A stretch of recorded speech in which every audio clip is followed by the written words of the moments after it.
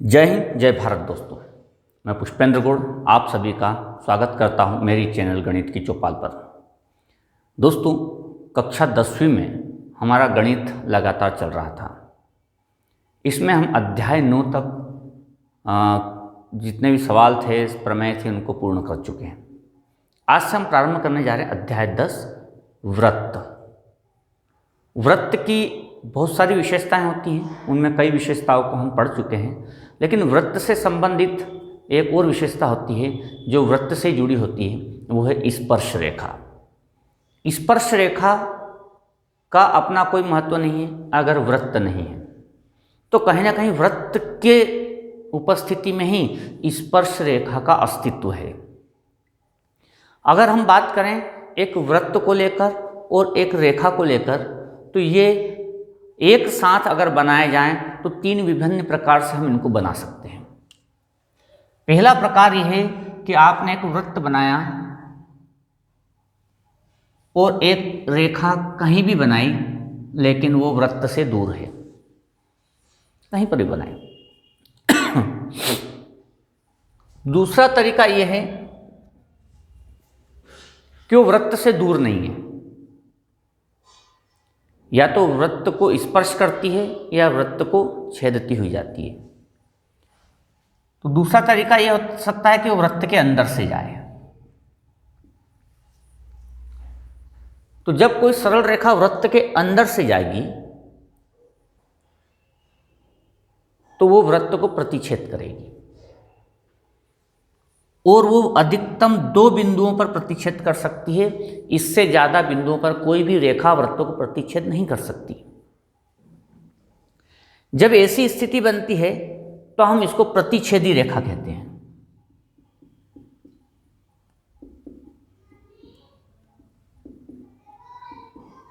और प्रतिच्छेदी रेखा अधिकतम 2 बिंदुओं पर ही वृत्त को प्रतिच्छेद कर सकती है, इससे अधिक बिंदु को प्रतिच्छेद नहीं कर सकती। आप इस समस्या को समझने के लिए कई प्रकार से रेखाओं को वृत्त के साथ बनाएं और देखें कि क्या वो 2 से अधिक बिंदुओं को प्रतिच्छेद करती है। अब समझना, जो वृत्त है किसी तल को 3 भाग में बांटता है।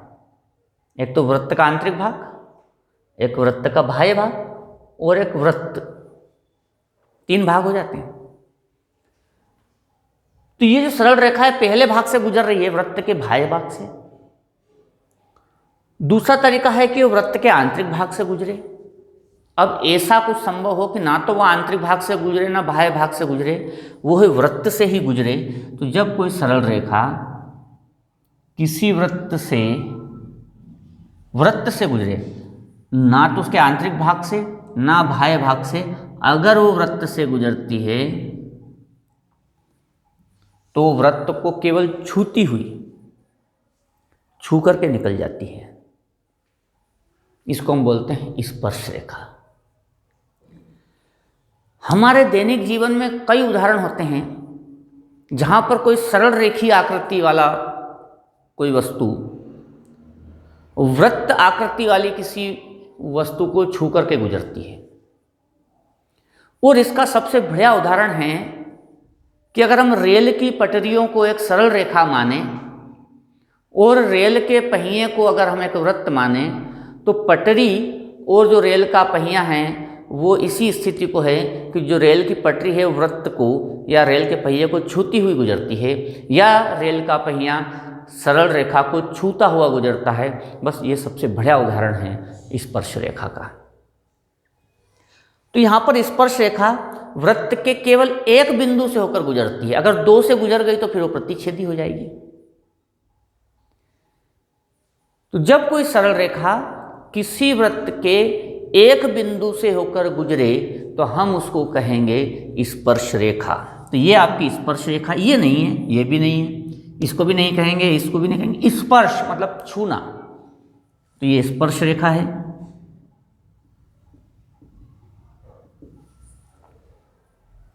जहां पर ये वृत्त को छूती है उसको हम बोलते हैं स्पर्श बिंदु। ये एक महत्वपूर्ण इसका परिचय, स्पर्श बिंदु, स्पर्श रेखा। कई बार आपके घरों में खिड़कियों में डिजाइन बनाई जाती है तो एक वृत्त कार आकृति बनाई जाती है, उसके ऊपर एक लोहे का सरिया इस प्रकार से लगा दिया जाता है, किस प्रकार से लगा दिया जाता है। तो दोस्तों यह भी एक महत्वपूर्ण तथ्य है और ये उदाहरण है स्पर्श रेखा का। इसके बाद एक महत्वपूर्ण तथ्य ये भी याद रखना है कि किसी वृत्त के एक बिंदु से केवल और केवल एक ही स्पर्श रेखा खींची जा सकती है। किसी वृत्त के एक बिंदु से होकर केवल और केवल एक ही स्पर्श रेखा गुजर सकती है। हाँ, एक वृत्त से कितनी स्पर्श रेखाएं बनाई जा सकती है या गुजर सकती है? तो चूंकि वृत्त में अनंत बिंदु होते हैं तो अनंत स्पर्श रेखाएं बनाई जा सकती है, लेकिन वृत्त के एक बिंदु से एक ही स्पर्श रेखा जाएगी। पूरे वृत्त से कितनी जाएगी? तो अनंत स्पर्श रेखाएं गुजर सकती हैं। तो ये तो हो गया स्पर्श रेखा का परिचय। अब स्पर्श रेखा वृत्त की त्रिज्या के साथ और वृत्त के साथ विभिन्न प्रकार के गुणों को प्रदर्शित करती हैं। हम एक एक कर करके एक एक गुण को आइए समझते हैं। स्पर्श रेखा का बहुत महत्वपूर्ण गुण है, आइए हम उसको समझते हैं, और वो इस प्रकार से है। प्रमेय 10.1 वृत्त के किसी बिंदु पर स्पर्श रेखा स्पर्श बिंदु से जाने वाली त्रिज्या पर लंब होती है। वृत्त के किसी बिंदु पर जो स्पर्श रेखा है उसका जो स्पर्श बिंदु है वो त्रिज्या पर लंब होता है, त्रिज्या पर लंब होता है। अर्थात आपको ये बताना है कि त्रिज्या और इस स्पर्श रेखा में लंब दोनों एक दूसरे पर समकोण से आपतित होती हैं। तो वृत्त के किसी बिंदु पर, तो ये वृत्त का किसी बिंदु पर स्पर्श रेखा, ये स्पर्श रेखा है, स्पर्श बिंदु से जाने वाली त्रिज्या पर लंब होता है। सीधा सा है कि हमें इन दोनों को लंबवत बताना है। तो हम यहां पर लिखेंगे, दिया है स्पर्श रेखा AB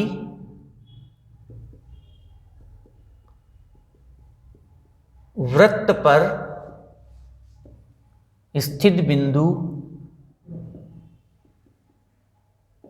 M पर स्पर्श बिंदु बनाती है।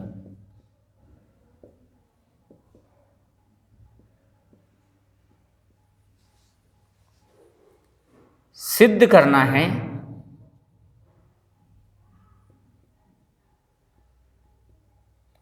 और सिद्ध करना है कि जो OM है वो लंबवत है AB के। अब हम यहां पर कुछ रचना करेंगे। रचना में हमने AB पर कुछ बिंदु M के दोनों ओर लिए। मान लिया हमने इधर एक बिंदु लिया B1, इधर बिंदु लिया B2, इधर बिंदु लिया B3, इधर बिंदु लिए हमने A1, इधर लिए हमने A2, इधर लिए A3। इस तरह से हमने कुछ बिंदु लिए। तो हम यहां लिखेंगे स्पर्श रेखा पर स्पर्श बिंदु के दोनों ओर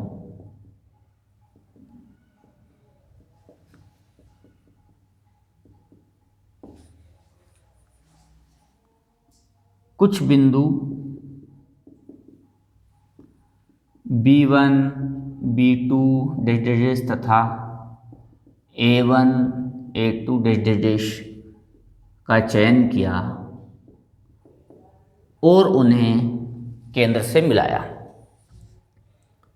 और उन्हें वृत्त के केंद्र O से मिलाया। तो अब हम इन्हें O के केंद्र O से मिला देते हैं। इसको मैंने B1 से मिलाया, B2 से मिलाया, B3 से मिलाया, ऐसे कैसे मैंने A1 से मिलाया, A2 से मिलाया, A3 से मिलाया। अब आप पाएंगे कि OB3 की दूरी ज़्यादा है OB2 से, अर्थात जब हम उपपत्ति करेंगे तो OB3 बड़ा है OB2 से। क्यों बड़ा है? क्योंकि वृत्त से भी अधिक दूरी तक जाता है और OB2 की दूरी कम है। लेकिन OB2 दूरी ज़्यादा है OB1 से, OB2 ज़्यादा है OB1 से, OB3 ज़्यादा है OB2 से, OB2 ज़्यादा है OB1 से, लेकिन OB1 ज़्यादा है OM से। OB1 दूरी बड़ी है OM से। क्यों? क्योंकि OM वृत्त पर है और OB1 वृत्त से बाहर है, मतलब त्रिज्या से ज़्यादा है, और OM त्रिज्या है और OB1 त्रिज्या से ज़्यादा है, इसलिए OM कम होगा किससे? OB1 से। अब जैसे मैं A की ओर बढ़ता हूं तो फिर दूरी ज़्यादा आती है,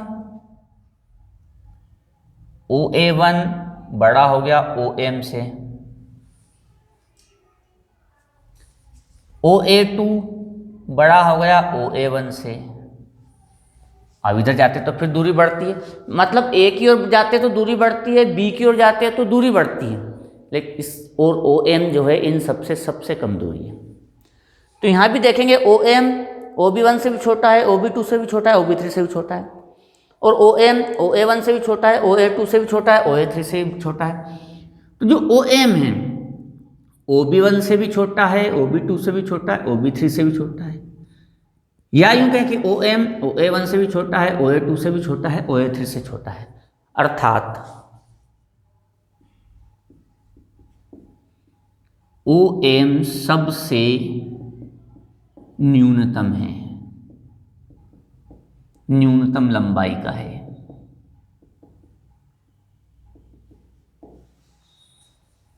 और दोस्तों ये हमेशा याद रखना कि दो बिंदुओं के बीच सबसे न्यूनतम दूरी तभी होती है जब वे लंबवत हो,